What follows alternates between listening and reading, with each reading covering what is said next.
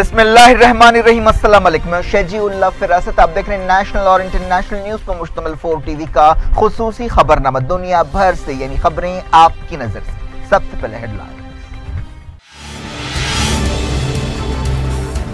Jamal Khashoggi मामले में Trump खुलकर सऊदी अरब की ताईद में आ गए। कहा, कसूर साबित होने तक कोई मुजरिम नहीं होता। मोहम्मद बिन सलमान से बातचीत।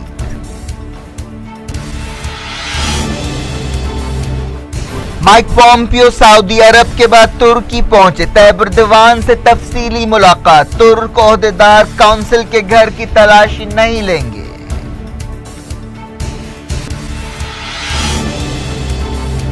G7 मुल्कों ने साफ सुथरी तहकीकात का किया मुतालबा। IMF चीफ ने सऊदी अरब का दौरा मुलतवी कर दिया। गाजा में इसराइल की बमबारी, एक फलस्तीनी जाँ बहक। रॉकेट हमलों के जवाब में कार्रवाई का दावा।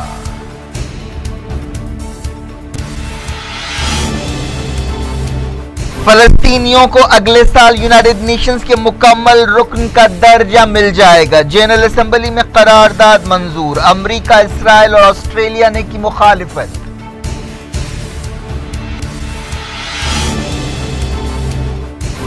अहवाज हमले का जिम्मेदार हशद शाबी की कार्रवाई में हलाक। रेवोल्यूशनरी गार्ड्स ने किया दावा।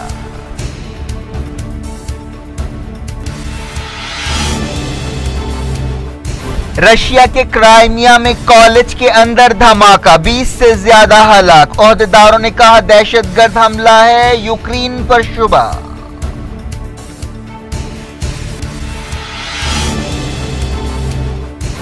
अफगानिस्तान में इलेक्शन से पहले एक और हमला, उम्मीदवार धमाके में हलाक। तालिबान ने जिम्मेदारी कबूल की।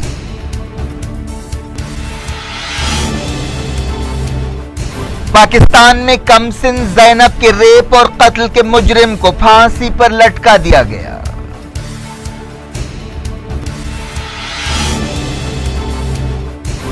MJ अकबर ने आखिरकार इस्तीफा दे दिया। कहा, कानूनी लड़ाई लड़ेंगे।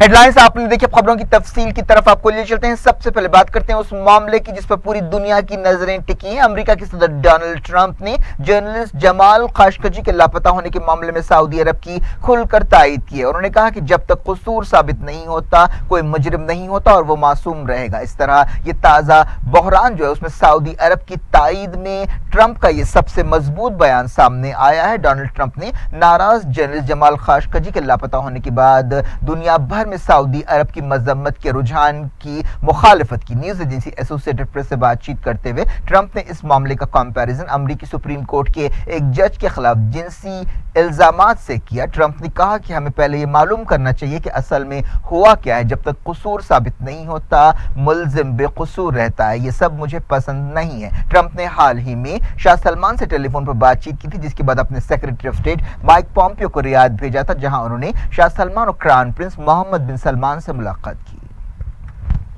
सऊदी अरब ने पाबंदियों की धमकी के बाद अमेरिका को वार्निंग दी थी कि वो अपना इन्वेस्टमेंट वापस ले लेगा। ट्रंप के मौजूदा बयान को इस नजर से देखा जा रहा है कि सऊदी अरब की ये धमकियां काम कर गई।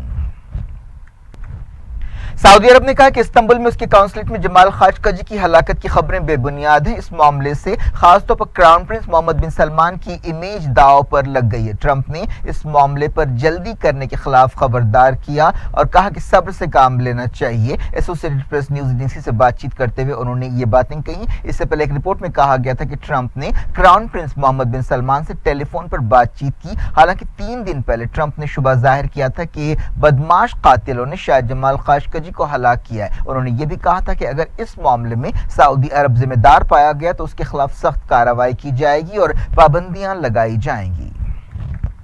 अमेरिका के सेक्रेटरी स्टेट माइक पॉम्पियो सऊदी अरब के बाद तुर्की पहुंचे, जहां उन्होंने सदर तैयब एर्दोगान से मुलाकात की। इस मौके पर उन्होंने जर्नलिस्ट जमाल खाशोगी के लापता होने के बारे में तफसील से बातचीत की। उन्होंने तैयब एर्दोगान को शाह सलमान और मोहम्मद बिन सलमान से अपनी बातचीत से वाकिफ कराया। इससे पहले सऊदी अरब के वजीर खारजा आदिल अल जुबैर ने भी माइक पॉम्पियो से मुलाकात की। माइक पॉम्पियो ने तुर्की के वजीर खारजा मेवलुत कावुसोग्लू और सदर एर्दोगान से अलग अलग मुलाकातें की और ये मुलाकातें काफी तफसीली थी और 40 मिनट तक चली। बाद में वजीर खारजा ने कहा कि पॉम्पियो के साथ बातचीत बहुत कारआमद और पायदार थी। वजीर खारजा तुर्की मेवलुत कावुसोग्लू ने कहा कि इस मौके पर सीरिया के मसले और अमेरिका तुर्की ताल्लुकात के बारे में भी बातचीत की गई।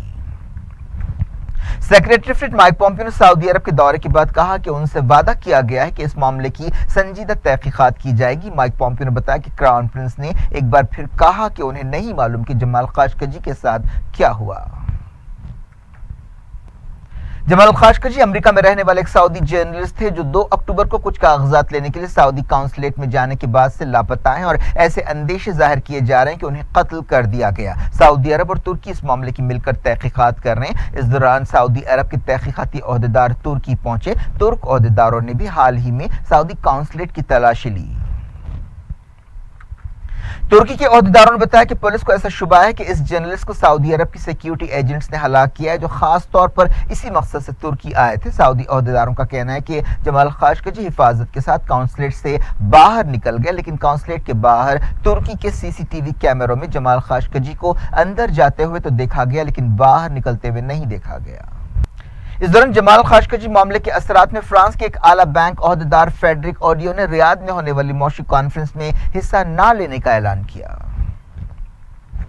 इंटरनेशनल मॉनिटरी फंड IMF की मैनेजिंग डायरेक्टर क्रिस्टिन लगार्डे ने भी मिडिल ईस्ट का अपना दौरा मुलतवी कर दिया है। वो एक इन्वेस्टमेंट कॉन्फ्रेंस में हिस्सा लेने के लिए रियाद जाने वाली थी। इंडोनेशिया में एक प्रेस कॉन्फ्रेंस से खिताब करते हुए उन्होंने कहा कि वो अपना सफर मुलतवी करने का इरादा नहीं रखती थी, लेकिन मीडिया में सऊदी जर्नलिस्ट के कत्ल के ताल्लुक से वहशतनाक खबरें आ रही हैं, जिसकी वजह से उन्हें ऐसा करने पर मजबूर होना पड़ा। G7 मुल्कों के फॉरेन मिनिस्टर्स ने जमाल खाशोगी मामले की साफ सुथरी तहकीकात का मुतालबा किया। G7 के मौजूदा सदर कनाडा की तरफ से एक बयान जारी किया गया, जिसमें कहा गया कि हमें एक मशहूर सऊदी जर्नलिस्ट के लापता होने के मामले पर काफी फिक्र है। इस मामले की जिम्मेदारी तय होनी चाहिए। हम चाहते हैं कि सऊदी अरब और तुर्की मिलकर तहकीकात करें। तुर्की के ओहदेदारों ने बताया कि वो इस्तांबुल में सऊदी काउंसिल के घर की तलाशी नहीं लेंगे। पता चला कि इस्तांबुल में सऊदी अरब के काउंसिल जनरल मोहम्मद अल उतैबी रियाद के लिए रवाना हो गए हैं। ऐसी खबरें थीं कि उनके घर की तलाशी ली जा सकती थी। अमेरिका में रिपब्लिकन सेनेटर लिंडसे ग्राहम ने कहा है कि उन्हें यकीन है कि क्राउन प्रिंस मोहम्मद बिन सलमान जमाल खाशोगी को हलाक करने के ऑपरेशन से वाकिफ थे। वो जानते हैं कि सऊदी अरब में MBS की जानकारी के बगैर कुछ भी नहीं हो सकता। यूनाइटेड नेशंस की इंसानी हकूक कमिश्नर और जमाल खाशोगी के खानदान ने इस मामले की तहकीकात का मुतालबा किया है।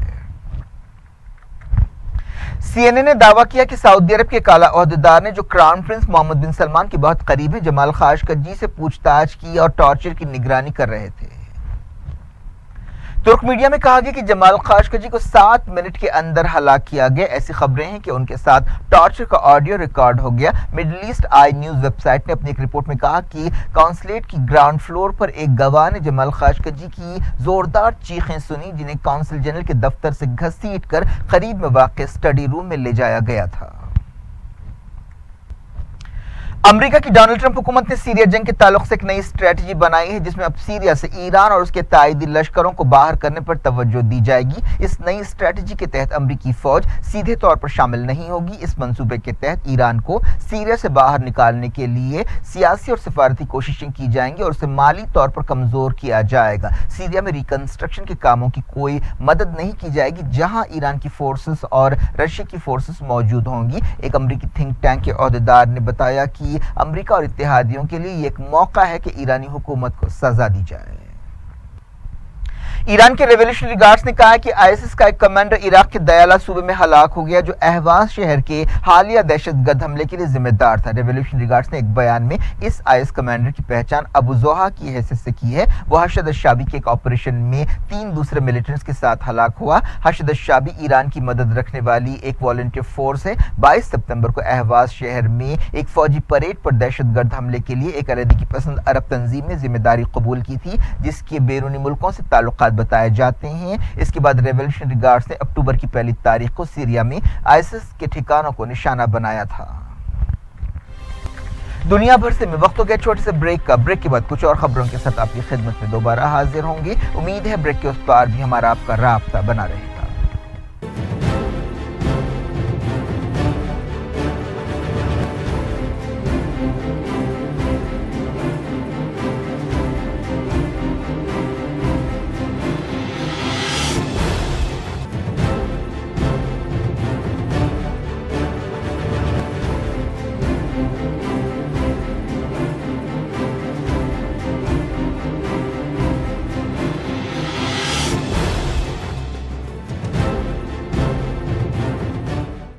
Welcome back. आप देख रहे हैं अपना पसंदीदा खबरनामा दुनिया भर से और मैं हूं शजीउल्लाह फिरासत। इस खबरनामे में हम आपके लिए लाते हैं दुनिया के गोशे गोशे से आप ही की पसंद और दिलचस्पी की खबरें। आगे बढ़ने से पहले हेडलाइंस एक बार फिर।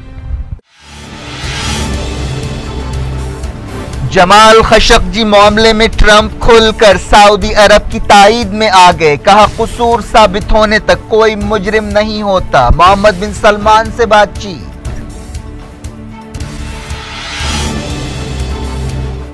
माइक पॉम्पियो सऊदी अरब के बाद तुर्की पहुंचे। तैब एर्दोगान से तफसीली मुलाकात। तुर्क ओहदेदार काउंसिल के घर की तलाशी नहीं लेंगे।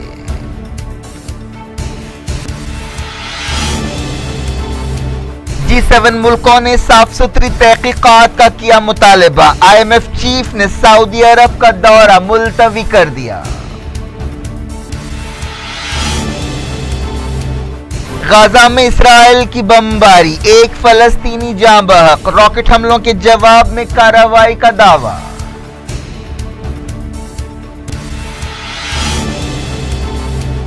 फलस्तीनियों को अगले साल यूनाइटेड नेशंस के मुकम्मल रुकन का दर्जा मिल जाएगा। जनरल असेंबली में करारदाद मंजूर। अमेरिका, इसराइल और ऑस्ट्रेलिया ने की मुखालिफत।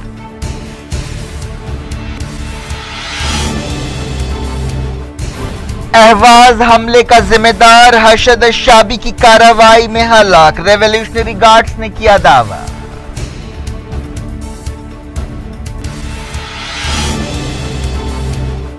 रशिया के क्राइमिया में कॉलेज के अंदर धमाका। 20 से ज्यादा हलाक। ओहदेदारों ने कहा दहशतगर्द हमला है, यूक्रेन पर शुबा।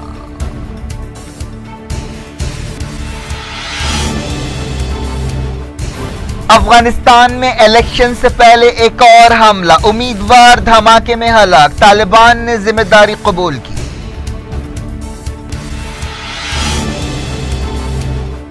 पाकिस्तान में कमसिन ज़ैनब के रेप और कत्ल के मुजरिम को फांसी पर लटका दिया गया।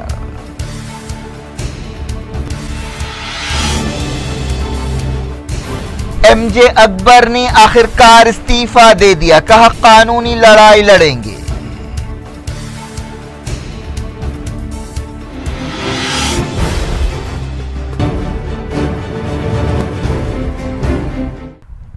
डायरेक्ट इंटरनेशनल न्यूज के सिलसिले को शुरुआत करते हैं फलस्तीन से। इसराइल ने गाजा में 20 ठिकानों पर हवाई हमले किए, जिनमें एक फलस्तीनी जाँ बहक हुआ और 8 जख्मी हुए। गाजा की वजारत सेहत ने बताया कि इन हमलों में एक 25 साल फलस्तीनी मोहम्मद नजी जाँ बहक हुआ। जख्मियों में 6 बच्चे शामिल हैं जो स्कूल जा रहे थे। फलस्तीनी ओहदेदारों ने बताया कि इसराइल ने अलग अलग मकामात को निशाना बनाया। खान यूनिस टाउन एक बड़े धमाके से हिल कर रह गया। इसराइली फौज ने कहा कि उसने बीरशेबा टाउन में एक मकान पर रॉकेट गिरने के बाद यह हमला किया। इसराइल में किए गए इस हमले में कोई जख्मी नहीं हुआ। इसराइली फौज ने ट्विटर पर कहा कि सुबह तकरीबन 4 बजे बीरशेबा के एक घर पर रॉकेट हमला किया गया, जिसके बाद लोग बॉम्ब शेल्टर्स में छुप गए। फौज ने कहा कि हम इसराइली शहरियों की हिफाजत के पाबंद हैं। इसराइली फौज ने इस हमले के लिए हमास को जिम्मेदार ठहराया, लेकिन हमास ने कहा कि उसका इस रॉकेट हमले से कोई ताल्लुक नहीं है। हमास ने दूसरी मुजाहिमती तंजीमों के साथ एक बयान में कहा कि वो जंगबंदी के लिए इजिप्ट की कोशिशों को निशाना बनाने की गैर जिम्मेदाराना हरकत की मजम्मत करते हैं। बताया गया कि गजा से फायर किया गया एक रॉकेट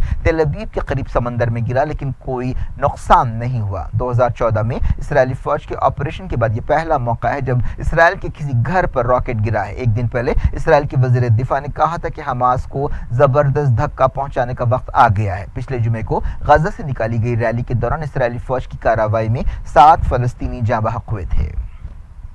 इसराइल के वज़ीर दिफा एविगो लिबरमैन ने गाजा पर करीम शालोम बॉर्डर क्रॉसिंग बंद करने और फ्यूल की सप्लाई रोकने का हुक्म दिया।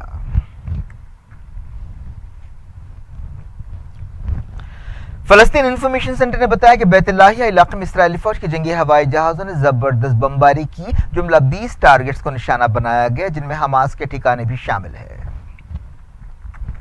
इसराइल के बुलडोजर्स ने अल-कुद्स के करीब इलाके में एक फलस्तीनी खानदान का घर गिरा दिया।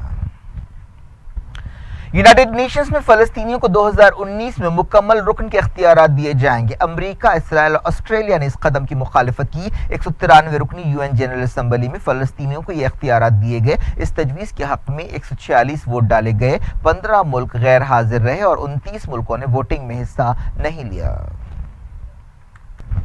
अफगानिस्तान में जहां जल्दी पार्लियामेंट इलेक्शंस के लिए वोट डाले जाने वाले हैं, एक और उम्मीदवार बम धमाके में हलाक हो गया। यह हमला हेलमान सूबे में किया गया। अफगानिस्तान में हफ्ते को इलेक्शंस होने वाले हैं। हेलमान के गवर्नर ने बताया कि इस धमाके में जुमला 4 लोग हलाक हुए और 7 जख्मी हुए। तालिबान ने इस हमले की जिम्मेदारी कबूल की है। इससे पहले तालिबान ने एक बयान में वार्निंग दी थी कि लोग 20 अक्टूबर के इलेक्शन से दूर रहें। उन्होंने खासतौर पर टीचर्स को वार्निंग दी और कहा कि स्कूलों को पोलिंग स्टेशन न बनाया जाए। तालिबान के तर्जुमान ज़बीउल्लाह मुजाहिद ने कहा कि जो लोग इलेक्शंस के अमल में हिस्सा लेंगे और उसे कामयाब बनाने की कोशिश करेंगे, उन्हें निशाना बनाया जाएगा और इन इलेक्शंस को नाकाम बनाने के लिए तालिबान पूरा जोर लगा देंगे। पिछले 2 महीनों में 10 उम्मीदवार ऐसे हमलों में हलाक हुए। 2 उम्मीदवारों का अगवा किया गया और 4 जख्मी हुए। पिछले कुछ हफ्तों में इलेक्शन से जुड़े गड़बड़ के वाकयात में 30 से ज्यादा लोग मारे गए। तकरीबन 3 साल की देरी से ये पार्लियामेंट इलेक्शंस होने वाले हैं।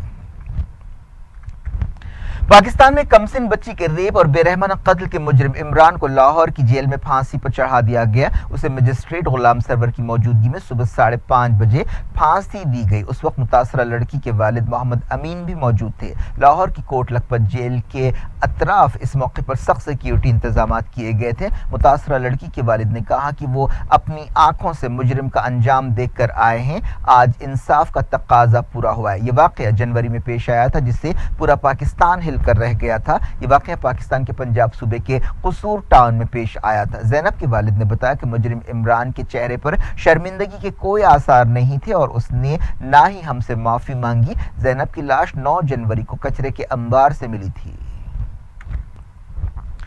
ईरान के सदर हसन रूहानी ने कहा है कि उनका मुल्क खलीज फारस के इलाके में मुकम्मल अमन और सलामती चाहता है। रूहानी ने कतर के नए सफीर मोहम्मद बिन हमाद अल हाजरी से मुलाकात करते हुए ये बात कही। उन्होंने कहा कि पड़ोसी मुल्कों में दूसरे मुल्कों की दखल अंदाजी नाकाबिल कबूल है। रूहानी ने कहा कि कतर के ओहदेदार समझदारी से मुल्क के मामलात को चला रहे हैं। किसी को भी कतर के अवाम और हुकूमत के फैसले करने का हक नहीं है। ईरानी सदर ने कहा कि दोनों मुल्क तमाम शोबों में ताल्लुकात को मजबूत बनाने के पाबंद हैं और कतर और ईरान के दरमियान रिश्तों से दोनों मुल्कों और पूरे खित्ते को फायदा होगा। हाल ही में कतर के अमीर शेख तमीम से बातचीत करते हुए रूहानी ने कहा था कि इस्लामी जमहूरिया ईरान कतर के साथ ताल्लुकात को मजबूत बनाएगा। इजिप्ट के सदर अब्दुल फतेह अल सीसी ने मॉस्को में रशिया के सदर व्लादिमीर पुतिन से मुलाकात की। इस मौके पर दोनों लीडर्स ने तिजारती ताल्लुकात को बढ़ावा देने के बारे में बातचीत की। यूक्रेन से अलग होने वाले रशिया के इलाके क्राइमिया में एक कॉलेज में धमाका हुआ है, जिससे कम से कम 20 लोग हलाक हुए और दर्जनों लोग जख्मी हुए। यह धमाका किस तरह का था, इस ताल्लुक से तफसीलात सामने नहीं आई हैं, लेकिन ओहदेदारों ने बताया कि एक स्टूडेंट इस धमाके के लिए जिम्मेदार है। शुरुआती खबरों में कहा गया कि यह एक तरह का गैस धमाका था। बताया गया कि इस धमाके का जिम्मेदार स्टूडेंट भी हलाक हो गया। ओहदेदारों ने बताया कि जगह जगह लाशें और जख्मी पड़े हैं और ये दहशतगर्द हमला मालूम होता है। धमाके के फौरी बाद स्कूल और कॉलेज की दूसरी इमारतों को खाली कर दिया गया। क्राइमिया यूक्रेन का हिस्सा था। 2014 में क्राइमिया में एक रेफरेंडम हुआ था, जिसके बाद रशिया ने उसे अपना इलाका बना लिया। वहां रशियन जबान बोलने वाले लोगों की ज्यादा आबादी है। इस मामले पर रशिया और मगरबी मुल्कों के बीच तनाव पैदा हुआ था। इस दौरान रशियन पार्लियामेंट के स्पीकर ने कहा कि इस वाकये के लिए यूक्रेन के ओहदेदार जिम्मेदार हो सकते हैं। मरने वालों की तादाद और ज्यादा भी हो सकती है। जिस जगह धमाका हुआ वो एक वोकेशनल कॉलेज है।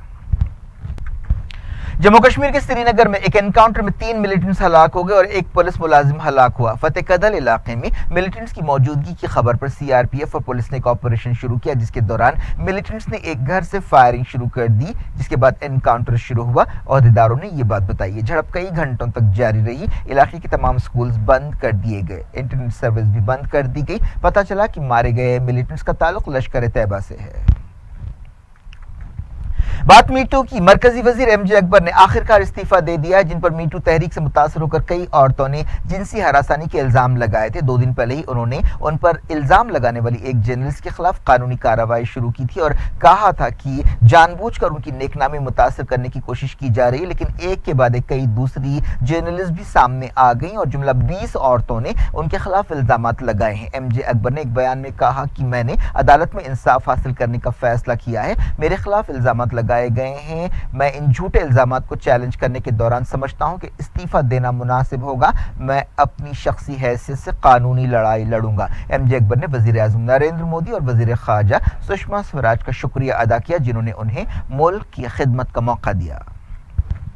बीजेपी ने शुरू में एमजे अकबर मामले पर खामोशी अख्तियार की थी, लेकिन अब कहा जा रहा है कि जिन वाकयात का जिक्र किया जा रहा है वो उस वक्त पेश आए थे जब एमजे अकबर बीजेपी के रुकन नहीं थे। मीटू तहरीक की वजह से बॉलीवुड में भी कई लोगों को अपने ओहदों से हाथ धोना पड़ा। इस मुहिम के तहत जिन अहम शख्सियतों पर इल्जामात लगाए गए उनमें एक्टर आलोक नाथ, डायरेक्टर और प्रोड्यूसर सुभाष घाई, अदाकार नाना पाटेकर, एक्टर रजत कपूर और दूसरे शामिल हैं। इस दौरान दिल्ली की एक अदालत में एक खातून जर्नलिस्ट के खिलाफ एमजे अकबर की दरखास्त पर जुमेरात को सुनवाई होगी। सबरीमाला में औरतों को दाखिल होने की इजाजत के फैसले पर गड़बड़ के दरमियान केरला की यह मशहूर मंदिर 4 शंबे को खुली, लेकिन इस मौके पर हिंदू तंजीमों के कारकुनों ने खातून जर्नलिस्टों पर अपना गुस्सा उतारा। इनमें से कई के साथ धक्का कंपील की गई, कई की गाड़ियों को तोड़फोड़ दिया गया और कई खातून भक्तों को वापस भेज दिया गया। हिंदू तंजीमें कई दिनों से सुप्रीम कोर्ट के इस फैसले के खिलाफ एहतजाज कर रही हैं। गड़बड़ और एहतजाज के बावजूद आंध्र प्रदेश से ताल्लुक रखने वाली एक औरत माधवी सबरीमाला की पहाड़ियों पर चढ़ गई, लेकिन उसे वहां से वापस भेज दिया गया। पुलिस की निगरानी में उसे नीचे उतारा गया। इस मौके पर जबरदस्त तनाव देखा गया और वहां सैकड़ों लोग जमा हो गए। सुप्रीम कोर्ट ने अपने क्या कुछ हो रहा है आपकी दुनिया में, आखिर में हेडलाइंस दुनिया भर से एक बार फिर देखते हैं।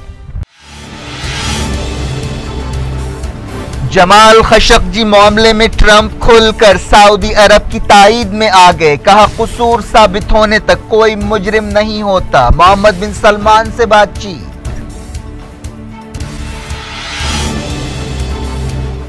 माइक पॉम्पियो सऊदी अरब के बाद तुर्की पहुंचे। तैयब एर्दोगान से तफसीली मुलाकात। तुर्क ओहदेदार काउंसिल के घर की तलाशी नहीं लेंगे।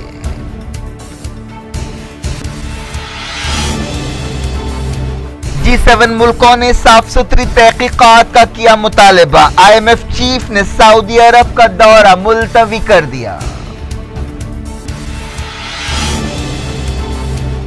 गाजा में इसराइल की बमबारी, एक फलस्तीनी जाँ बहक। रॉकेट हमलों के जवाब में कार्रवाई का दावा।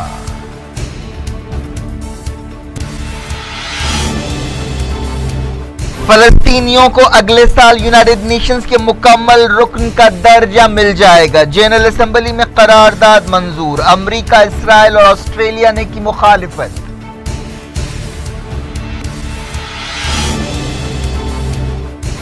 अहवाज हमले का जिम्मेदार हशद शाबी की कार्रवाई में हलाक। रेवोल्यूशनरी गार्ड्स ने किया दावा।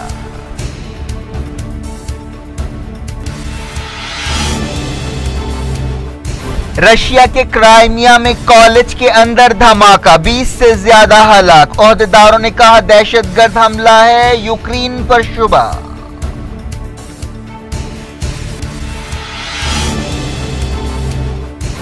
अफगानिस्तान में इलेक्शन से पहले एक और हमला, उम्मीदवार धमाके में हलाक। तालिबान ने जिम्मेदारी कबूल की।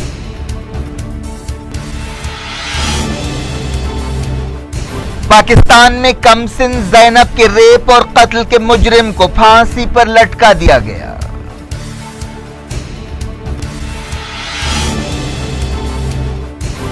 एमजे अकबर ने आखिरकार इस्तीफा दे दिया। कहा कानूनी लड़ाई लड़ेंगे।